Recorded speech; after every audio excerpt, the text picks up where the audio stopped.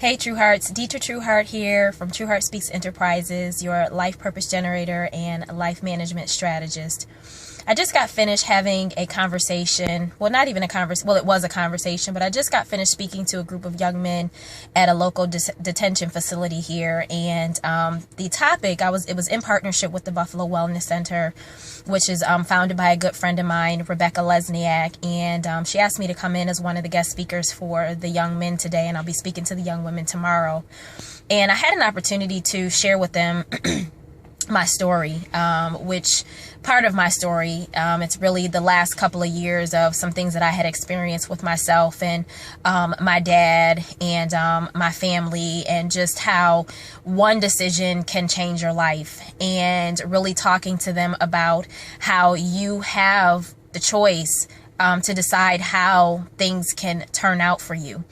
And one of the things that I woke up on my mind today, as far as within my spirit, was you are becoming who you have always been. You are becoming who you have always been.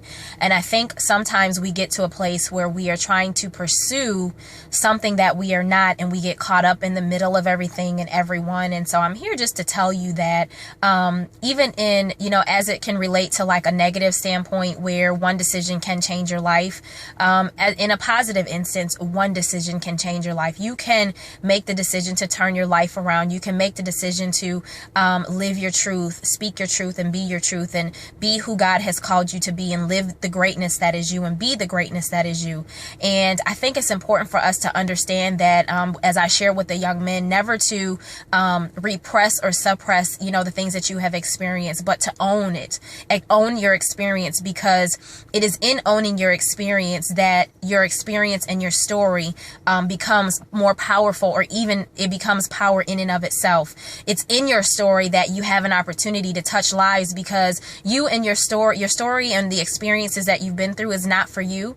It's for somebody else. The very thing that you are going through right now that you're not even sure how you're going to get out of, or if God is going to come to your rescue or anything like that, just know that at the appointed time and the anointed time, that God will place somebody in your life to be able to share that story with. And I had an opportunity to share my story of my dad's incarceration with some young men who are on the path of incarceration, and really helping them to understand that even in the midst of hell and high water, that if you live your life in a way that when people speak ill of you, they don't believe it, that God can turn things around. And that is exactly what happened with me, with my dad, with just with everything. And so at some point in time, you'll get an opportunity to hear it. But I just believe that, these young men were blessed today. I believe that something was said that will generate life purpose in them, and will help them to understand that they have greatness in them. And as I told them that I am expecting great things from them, and as I am telling them, I'm telling you, I expect great things from you. Let the greatness that is you come out. Don't suppress it.